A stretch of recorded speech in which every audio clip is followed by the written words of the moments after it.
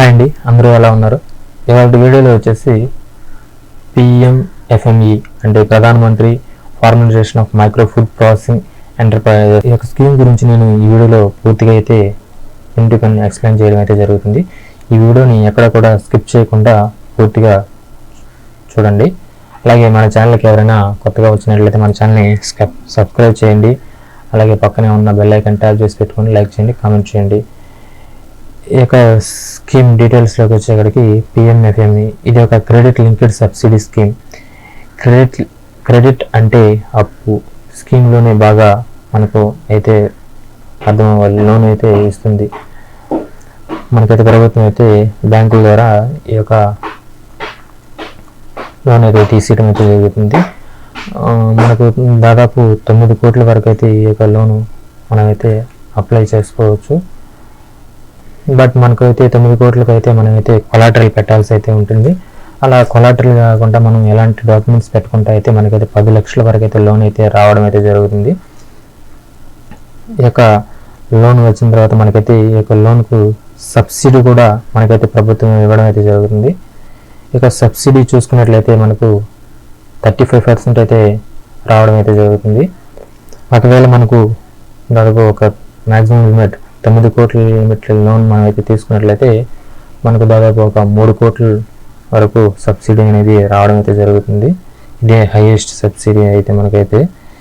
ఇది మనకు ప్రధానమంత్రి గారు మనకైతే జూన్ 2020లో స్టార్ట్ చేయడం అయితే జరిగింది. ఈ యొక్క స్టార్ట్ చేసినప్పుడు మనకైతే ఈ స్కీమ్ 5 years అనేసి చెప్పడం అయితే జరిగింది. ఇది 2020 నుండి 2025 వరకు అయితే మాత్రమే ఈ పథకం అయితే ఉండడం అయితే జరుగుతుంది. మనకు ఆల్రెడీ ఈ యొక్క 5 years గాను మనం ప్రభుత్వం చూసుకుంటే మనకు 10,000 కోట్లు అయితే కేటాయించడం అయితే జరిగింది. ఈ 10,000 కోట్లలో ఆల్రెడీ మనకు చాలామందికి ఈ లోన్ అయితే రావడం అయితే జరిగింది. దాదాపు మనకు 65,000 మందికి అయితే ఆల్రెడీ ఈ లోన్ అనేది ఇండియాలో శాంక్షన్ అవడం అయితే జరిగింది. ఈ యొక్క లోన్ అనేది మనం ఈ లోన్ అసలు ఈ లోన్ ఎవరికి, అసలు ఈ PM formalisation micro food processing enterprises అంటే ఎవరు అనేది మనం ఈ వీడియోలో చూద్దాం. ఈ యొక్క ఎవరైతే మనకు ఫుడ్ బిజినెస్ అనేది కొత్తగా స్టార్ట్ చేస్తున్నారో, ఫుడ్ ప్రాసెసింగ్ అనేది కొత్తగా స్టార్ట్ చేస్తున్నారో, అలాగే ఆల్రెడీ ఉన్న వాటికి కూడా మనకైతే లోన్ ఇవ్వడం అయితే జరుగుతుంది. ఈ యొక్క లోన్ అనేది ఇవ్వడం అయితే జరుగుతుంది. ఎవరైతే ఎక్స్పాండ్ చేయాలనుకున్నారో వాళ్ళు కూడా ఈ లోన్ అయితే ఇవ్వడం అయితే జరుగుతుంది.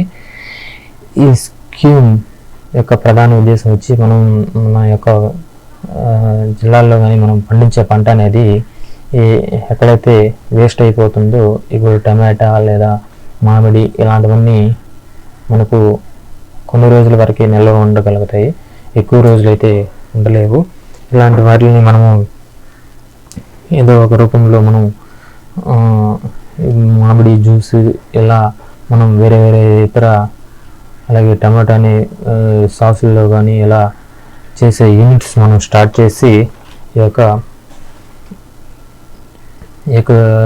ఉత్పత్తి చేసే మనం ఆహార పదార్థాలను మనం వ్యర్థం చేయకుండా ఇలా నిల్వ చేయడానికి మనకైతే రాష్ట్రంలో మనకు ఈ జిల్లాలకు ప్రభుత్వం అయితే ఈ యొక్క నిర్ణయం అయితే తీసుకోవడం అయితే జరిగింది.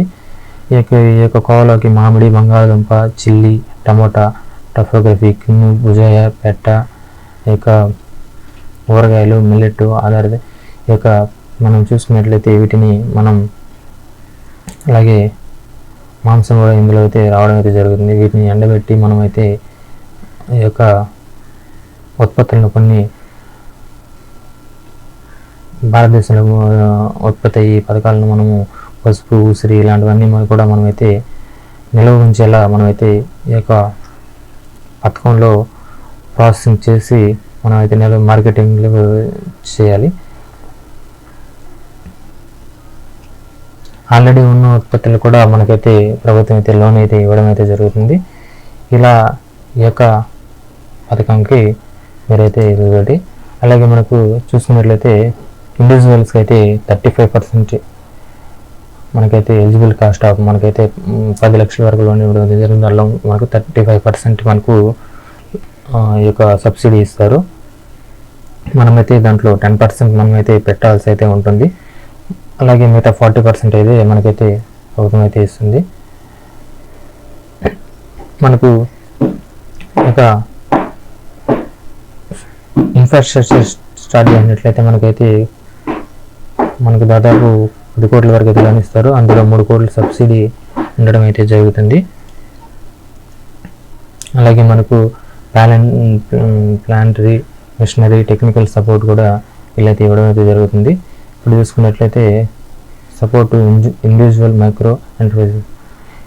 Micro food processing unit would you provide credit linked capital subsidy. చూసుకున్నట్లయితే మనకైతే ఇదొక credit linked subsidy scheme. 35% of the eligible project cost maximum ceiling వచ్చి మనకు 10 లక్షల వరకు అయితే ఒక యూనిట్కి అయితే ఇవ్వడం అయితే జరుగుతుంది. అలాగే eligible project cost comprise cost plant machinery technical civil work exclusive cost land rental is however the technical civil work not more than 30% of the eligible project cost. మనకి బెనిఫిషరీ అయితే మినిమం 10% అయితే ప్రాజెక్ట్ కాస్ట్ అయితే భరించాల్సి అయితే ఉంటుంది. మనకు ఇక supporting group category అయితే మనకైతే organisation credit link capital subsidy of 35 eligible project cost maximum ceiling 3 crores అయితే ఇవ్వడం అయితే జరుగుతుంది. ఇందులో మనకు supporting both new and existing food processing entrepreneurs, upgradation of existing micro food processing unit, ఎవరైతే మనకు కొత్త వాళ్ళు కానీ అలాగే ఎవరైతే ఉన్నదాన్ని అప్గ్రేడ్ చేయాలనుకుంటున్నారో వాళ్ళకు కూడా ఈ లోన్ అయితే ఇవ్వడం జరుగుతుంది. అలాగే మనకు ఈ యొక్క as for the MSc definition micro entrepreneur those entrepreneurs which invest in plant machinery equipment not more than 1 crore and annual already ఉన్న వాళ్ళకైతే మనకు మోర్ దెన్ 1 crore అయితే ఉండాలి ఒక యాన్యువల్ టర్న్ ఓవర్. అదే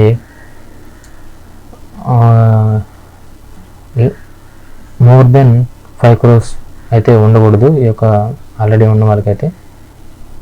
applicant preferred banks should be the propose the business district.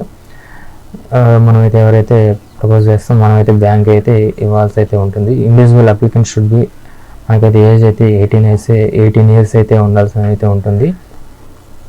మనకైతే minimum education qualification వచ్చేసి 8th class అయితే ఉండాలి. The application should be ownership rental lease right అదే ఎంటర్ప్రెన్యూర్ మనకైతే అయితే ఉండాలి. ఓనర్షిప్ అనేది ఎవరైతే ఓనర్షిప్ ఉంటారో వాళ్ళకైతే ఉండాలి.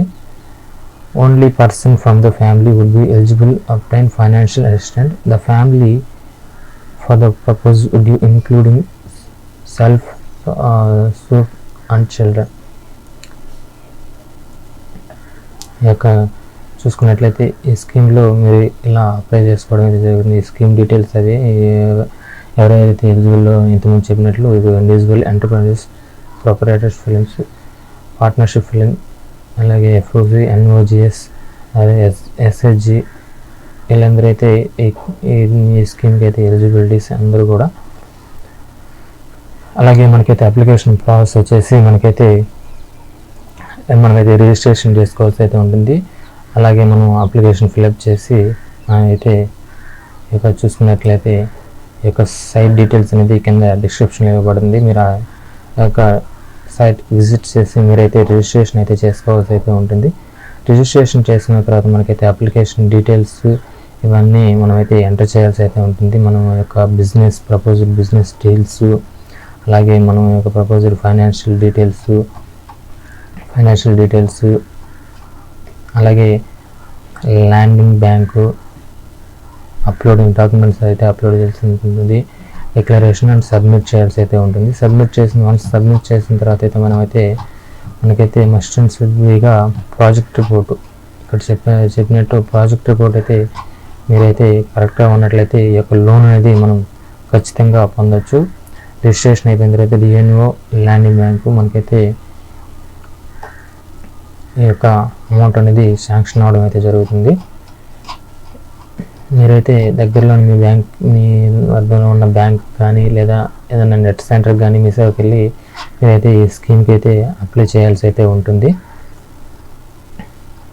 మీరు అప్లై చేసినట్లయితే మీకు ఈ స్కీమ్ ఎవరెవరైతే ఎలిజిబుల్ వాళ్ళైతే ఈ స్కీమ్కి అయితే అప్లై అయితే చేసుకోవచ్చు. ఓకే ఫ్రెండ్స్, చూసారు కదా, అర్థమైంది కదా మీకైతే ఇలా అయితే ఈ స్కీమ్కి అయితే అప్లై చేసుకోవాల్సి ఉంటుంది. ఈ యొక్క స్కీమ్లో మనకైతే 10 లక్షల వరకు అయితే లోన్ అయితే రావడం అయితే జరుగుతుంది. ఈ యొక్క డాక్యుమెంట్స్ కూడా నేను డిస్క్రిప్షన్లో ఇవ్వడం అయితే జరుగుతుంది. ఓకే ఫ్రెండ్స్, చూసుకోండి. Thank you for the